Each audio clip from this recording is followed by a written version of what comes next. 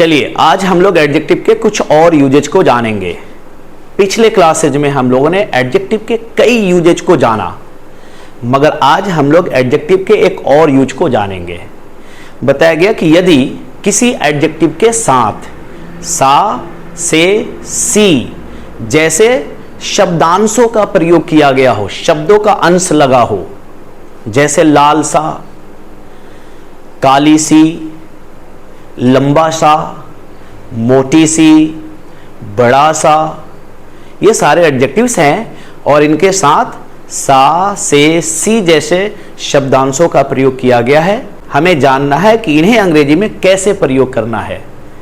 बताया गया कि यदि किसी भी एडजेक्टिव के साथ शा, से, सी जैसे शब्दों के अंश लगे हों तो उन्हें अंग्रेजी में प्रयोग करते समय उन सारे एडजेक्टिव्स के साथ ISH यानी ईश, ISH को ईस प्रोनाउंस करेंगे। तो ISH का प्रयोग करेंगे उन सभी एडजेक्टिव्स के साथ जिनके साथ हिंदी वाक्यों में सा, से, सी जैसे शब्दांशों का प्रयोग किया गया हो। जैसे लाल सा, लाल का अंग्रेजी रेड लिखेंगे और सा के लिए रेड के साथ ISH जोड़ देंगे तो लाल सा का अंग्रेजी हो जाएगा रेडिस। लंबा सा, लंबा के लिए टॉल लिखेंगे और उसके साथ ISH जोड़ देंगे तो हो जाएगा टॉलिस। बड़ा सा, बड़ा का अंग्रेजी बिग लिखेंगे और इसके साथ ISH का प्रयोग करेंगे तो हो जाएगा बिगिस। मोटी सी, मोटी का अंग्रेजी या मोटा का अंग्रेजी फैट होता है और उसी के साथ हम ISH जोड़ देंगे तो मोटा सा या मोटी सी का अर्थ बन जाएगा। जैसे मोटी सी तो फैटिस। इस तरह से यदि किसी भी एडजेक्टिव के साथ सा, से, सी जैसे शब्दांशों का प्रयोग किया गया हो तो उन्हें अंग्रेजी में प्रयोग करते समय वैसे सभी एडजेक्टिव के साथ ISH का प्रयोग करना है। ध्यान में रखना है, क्या प्रयोग करना है? ISH। जैसे ही आप उन सभी एडजेक्टिव्स के साथ ISH का प्रयोग करेंगे सा, से, सी का अर्थ बन जाएगा। मगर ध्यान रखना है उन्हें प्रयोग करते समय, यानी जब किसी एडजेक्टिव के साथ ISH का प्रयोग करेंगे तो उस समय ध्यान रखेंगे यदि किसी एडजेक्टिव का अंतिम लेटर कॉन्सोनेंट हो और उसके ठीक पहले किसी सिंगल वॉवेल का प्रयोग किया गया हो। सिंगल वॉवेल को दिमाग में रखने की जरूरत है कि यदि किसी एडजेक्टिव का आखिरी लेटर, अंतिम लेटर कॉन्सोनेंट हो और उसके ठीक पहले किसी सिंगल वॉवेल का प्रयोग किया गया हो, डबल वॉवेल नहीं होना चाहिए। अगर डबल वॉवेल रहे तो डायरेक्टली हम उसके साथ ISH जोड़ देंगे, मगर यदि किसी एडजेक्टिव का आखिरी लेटर कॉन्सोनेंट और उसके ठीक पहले किसी सिंगल वॉवेल का प्रयोग किया गया हो तो उसमें ISH जोड़ते समय आखिरी लेटर कॉन्सोनेंट को 2 बार प्रयोग करेंगे और उसके बाद ISH का प्रयोग करेंगे। क्या बताया गया कि यदि किसी एडजेक्टिव का आखिरी लेटर कॉन्सोनेंट हो और उसके ठीक पहले किसी सिंगल वॉवेल का प्रयोग किया गया हो, डबल नहीं, किसी सिंगल वॉवेल का प्रयोग किया गया हो तो उसमें ISH जोड़ते समय उसके आखिरी लेटर कॉन्सोनेंट को 2 बार प्रयोग करना है और उसके बाद ISH का प्रयोग करना है। जैसे बोर्ड पे थोड़ा इसको देख लेंगे कि हम कैसे उनको यूज करते हैं। देखिए, जैसे रेड, रेड एक एडजेक्टिव है और इसका आखिरी लेटर D यानी कॉन्सोनेंट है और इसके ठीक पहले एक सिंगल वॉवेल आया है E। अब इसमें जब हम ISH जोड़ने जाएंगे तो रेड के आखिरी लेटर D को 2 बार प्रयोग करेंगे और उसके बाद ISH का प्रयोग करेंगे, तब जाके सा, से, सी का अर्थ आएगा। यह ध्यान में रखने की जरूरत है। जैसे देखेंगे रेड में जैसे ही आप ISH जोड़ेंगे तो रेड के आखिरी लेटर D को 2 बार प्रयोग करेंगे और उसके बाद ISH लगा देंगे तो हो जाएगा रेडिस। जैसे बिग,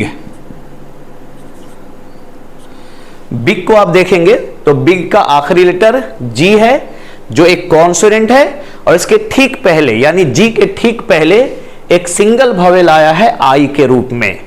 अब इस एडजेक्टिव में भी आईएसएच जोड़ते समय आखिरी लेटर कॉन्सोनेंट को 2 बार प्रयोग करेंगे और उसके बाद आईएसएच लगाएंगे।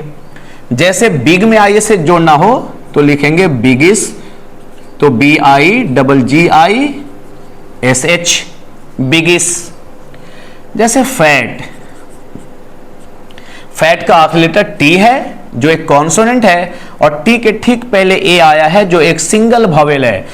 मैं बार बार बता रहा हूं सिंगल वोवेल, डबल वोवेल नहीं होना चाहिए। अगर डबल वोवेल रहेगा तो उसके आखिरी लेटर कॉन्सोनेंट को 2 बार प्रयोग नहीं करना है। जैसे देखिए यहां पे पुअर, पुअर एक वर्ड है जो एक एडजेक्टिव है, उसका आखिरी लेटर आर जो कॉन्सोनेंट है, मैं उसके पहले डबल वोवेल आया है, डबल ओ आया है, सिंगल वोवेल नहीं है। तो अब पुअर में आईएसएच जोड़ने जब जाएंगे तो डायरेक्ट जोड़ेंगे, उसके आखिरी लेटर कॉन्सोनेंट को 2 बार प्रयोग नहीं करेंगे। अगर यहां पे हम ऐसा करते हैं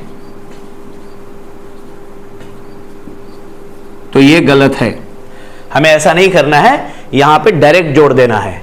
पुअरिश, पुअर में आईएसएच जब जोड़ेंगे तो POORI,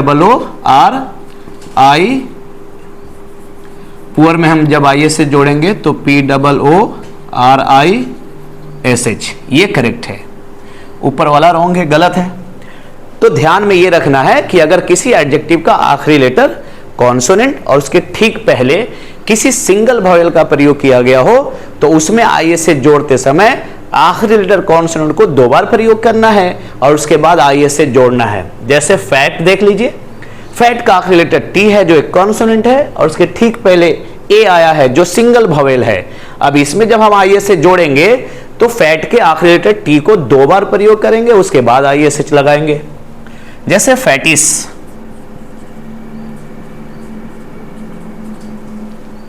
इस तरह से हम किसी एडजेक्टिव में आईएसएच का प्रयोग करते समय ध्यान रखेंगे।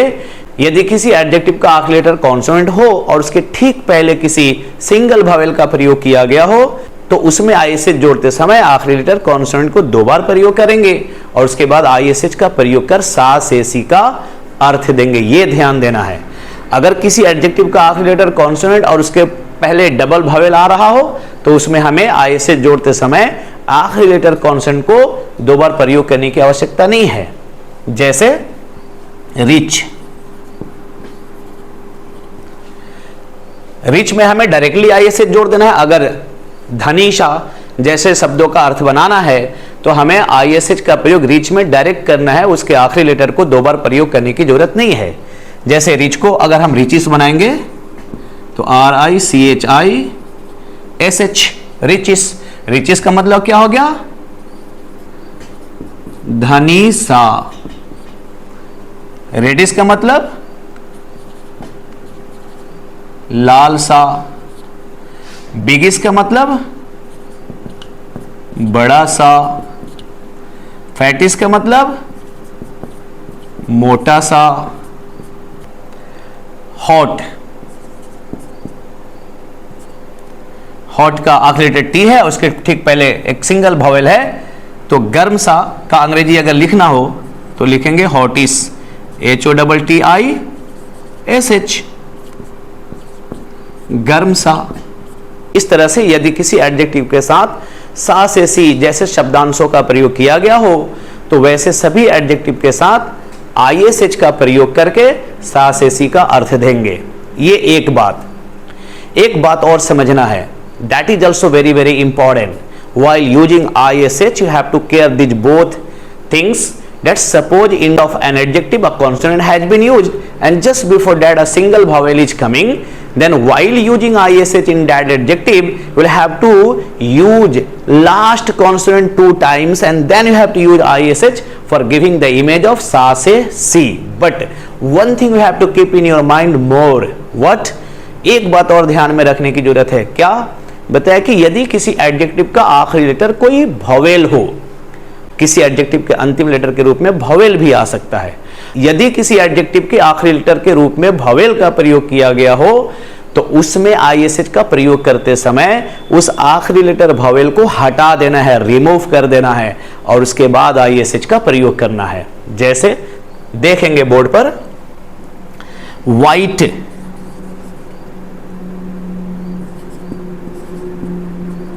वाइट का मतलब होता है सफेद, उजला। अगर हमें उजला सा का अर्थ बनाना है, जैसे मेरी कमीज उजली सी है, मेरा घर सफेद सा है। सफेद और उजला या उजली का अंग्रेजी व्हाइट होता है। इसका स्पेलिंग क्या होगा? WHITE। अंतिम लेटर ई है जो एक वोवेल है। अब इस व्हाइट में ISH का प्रयोग करते समय आखिरी लेटर वोवेल ई को रिमूव कर देना है, हटा देना है, और उसके बाद ISH का प्रयोग करके सा से सी का अर्थ बनाना है। जैसे व्हाइट में हमें ISH जोड़ना है, तो व्हाइट का आखिरी लेटर ई है जो एक वोवेल है, तो इसमें ISH जोड़ते समय WHIT ई को हटाकर इसी के साथ ISH जोड़ देना है। व्हाइटिस मतलब उजला सा या उजली सी।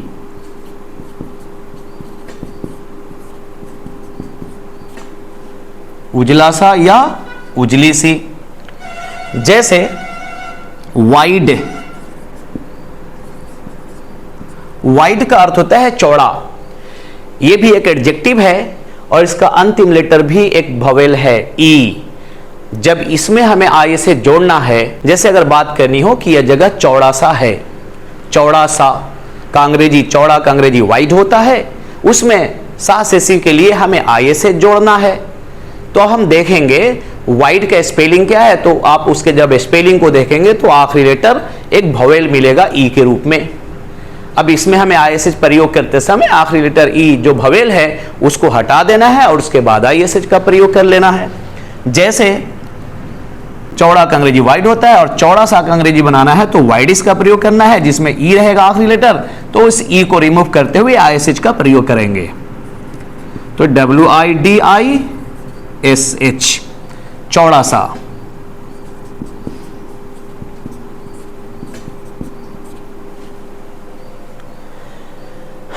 जैसे वाइज, वाइज मतलब होता है बुद्धिमान। अगर बोलना हो बुद्धिमान सा, वह व्यक्ति बुद्धिमान सा है, वाइज को आप देखेंगे तो WISE वाइज अंतिम लेटर ई रहेगा जो एक वोवेल है। अब इसमें ISH जोड़ते समय भी आखिरी लेटर ई वोवेल को रिमूव करना है, हटा देना है और उसके बाद ISH का प्रयोग करके सा से सी का अर्थ देना है। जैसे वाइज, जब इसमें हम ISH का प्रयोग करेंगे तो वाइज, वाइज में से ई हटा देंगे और इसी के साथ हम ISH का प्रयोग करके सा से सी का अर्थ देंगे। तो इस तरह से दो बातें मैंने आपको बताया ISH का प्रयोग करते समय जो ध्यान में रखने की आवश्यकता है, ध्यान में रखने की जरूरत है। क्योंकि बोलते समय आप बोलेंगे तो पता नहीं चलेगा कि आपने डबल यूज किया कि नहीं यूज किया, मगर जब लिखने की बारी आएगी तो लिखने के दौरान आपको बहुत ज्यादा ध्यान से लिखने की जरूरत होगी। वहां पे आपको ध्यान रखना पड़ेगा। While writing, you have to completely take care that suppose end of an adjective, a vowel is coming. The first thing is that end of an adjective.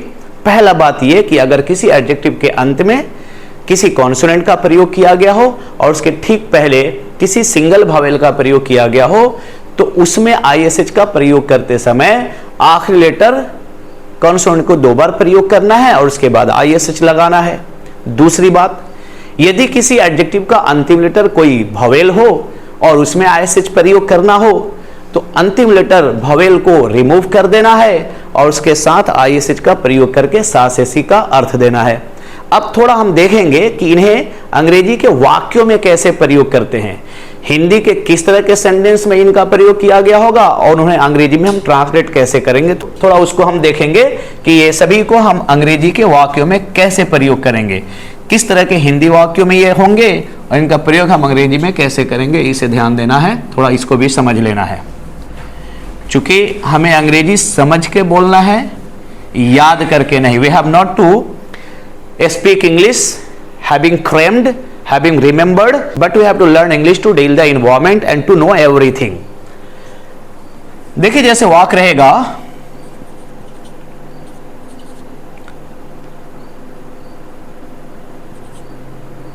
फूल लाल सा है। इसे हमें अंग्रेजी में ट्रांसलेट करना है तो लिखेंगे फ्लावर इज, अब लाल सा जो एक एडजेक्टिव है इसके साथ सा लगा हुआ है तो अब प्रयोग करेंगे रेडिश, REDDISH। फूल लाल सा है तो फ्लावर इज रेडिश। सेंटेंस रहेगा वह लड़का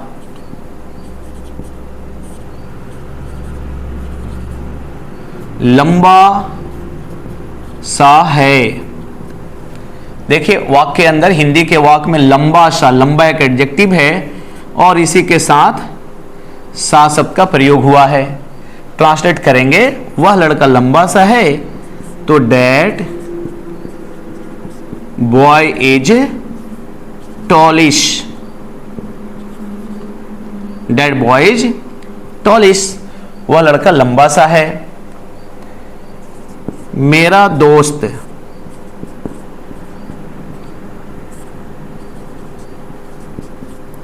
धनी सा है, मेरा दोस्त धनी सा है। धनी एक एडजेक्टिव है और इसी के साथ सा लगा हुआ है तो मेरा दोस्त धनी सा है। ट्रांसलेट करेंगे माई फ्रेंड इज, धनी के लिए रिच लिखेंगे और इसके साथ आइए से जोड़ देंगे, माई फ्रेंड इज रिचिस। सेंटेंस रहेगा वह लड़की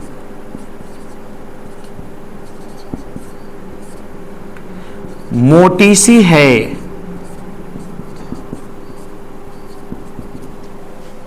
ट्रांसलेट करेंगे दैट गर्ल इज फैटिस। फैट का स्पेलिंग है FAT, आखिरी लेटर कॉन्सोनेंट है T के रूप में और इसके ठीक पहले A एक सिंगल वॉवेल के रूप में प्रयोग हुआ है। जब इसमें हम IS जोड़ेंगे तो आखिरी लेटर T को डबल यानी दो बार प्रयोग करेंगे तो FATTISH फैटिस। तो इस तरह से आपको ध्यान रखना है कि हिंदी के किसी वाक्य में यदि किसी एडजेक्टिव के साथ सा से सी जैसे शब्दांशों का प्रयोग किया गया हो तो उसे अंग्रेजी में ट्रांसलेट करते समय उस एडजेक्टिव का पोजीशन वाक्य में जहां भी हो, ऑब्जेक्ट के रूप में हो या जहां भी हो, आप उसमें ISH का प्रयोग करके सा से सी का अर्थ देंगे। आप ध्यान रखेंगे दो बातों पर, यदि किसी एडजेक्टिव का आखिरी लेटर कॉन्सोनेंट हो और उसके ठीक पहले किसी सिंगल वॉवेल का प्रयोग किया गया हो तो उसमें ISH जोड़ते समय आखिरी लेटर कॉन्सोनेंट को दो बार प्रयोग करना है और उसके बाद ISH का प्रयोग करना है सा से सी का अर्थ देने के लिए। अब देखेंगे सेंटेंसेज में इस तरह के एडजेक्टिव को कि यदि किसी एडजेक्टिव का आखिरी लेटर वॉवेल और उसमें ISH का प्रयोग करना हो सा से सी का अर्थ देने के लिए तो उस आखिरी लेटर वॉवेल को रिमूव करना है। जैसे सेंटेंस रहेगा यह जगह चौड़ा सा है, यह जगह चौड़ा सा है। चौड़ा क्या है? एक एडजेक्टिव है और इसके साथ सा लगा हुआ है तो अब इसको ट्रांसलेट करेंगे दिस प्लेस इज, चौड़ा का अंग्रेजी लिखेंगे वाइड। आपने देखा वाइड का आखिरी लेटर ई है जो एक वॉवेल है, अब इसमें ISH जोड़ना है तो इस ई को हटा देना है, रिमूव कर देना है, यानी इसका प्रयोग नहीं करना है और इसी के जगह पे हमें ISH का प्रयोग करके सा से सी का अर्थ दे देना है। यह जगह चौड़ा सा है तो दिस प्लेस इज वाइडिश, अर्थ बन गया यह जगह चौड़ा सा है। सेंटेंस रहेगा मेरा घर सफेद सा है, सफेद सा है यानी उजला सा। अब देखेंगे ट्रांसलेट करेंगे इसको, मेरा घर का अंग्रेजी लिखेंगे माई होम इज, सफेद का अंग्रेजी लिखेंगे व्हाइट। व्हाइट में भी हम देख रहे हैं आखिरी लेटर ई है जो एक वॉवेल है तो इसमें हम ISH जोड़ते समय आखिरी लेटर ई को हटाएंगे और उसके बाद ISH का प्रयोग करके सा से सी का अर्थ देंगे। मेरा घर सफेद सा है या उजला सा है तो ट्रांसलेट करेंगे my home is whitish. Sentence रहेगा यह कलम नीली सी है।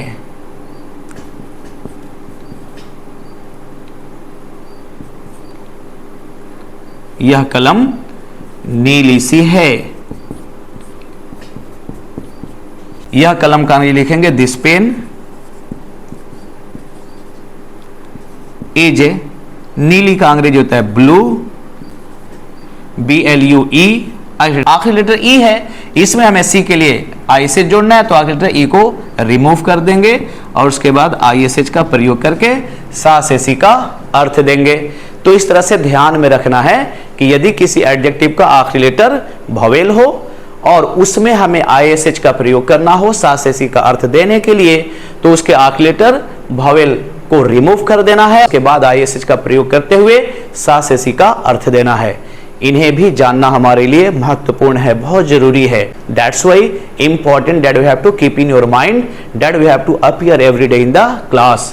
Because if you appear every day in the class, then many of the things we have to learn, and learning everything is very compulsory for commanding on English language. Of course we can command on English language. For that, appearance every day in the class is very compulsory. If you appear, then you can get involvement also. You can get many of the things which are related to English grammar.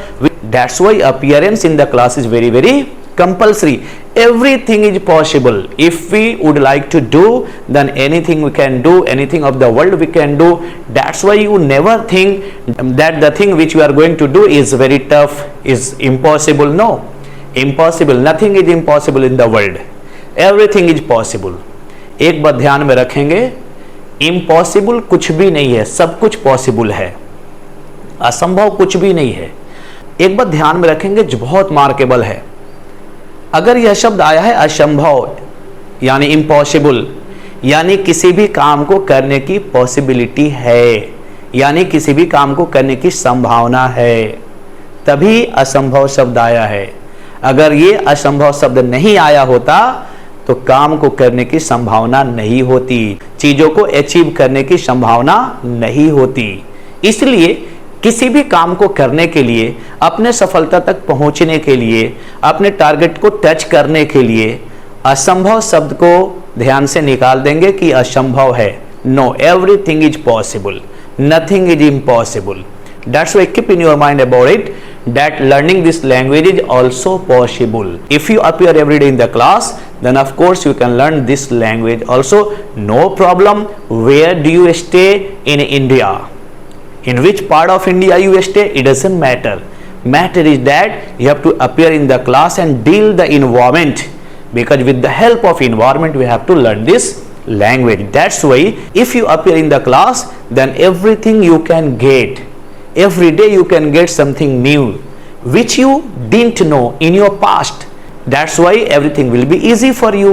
So appearing the class is very important. That's why I would like to request with you all that of course we have to appear every day in the class for learning everything. Today we have appeared and you have very carefully listened to me. For that I would like to say you a lot of thanks. Thank you very much for listening and watching me.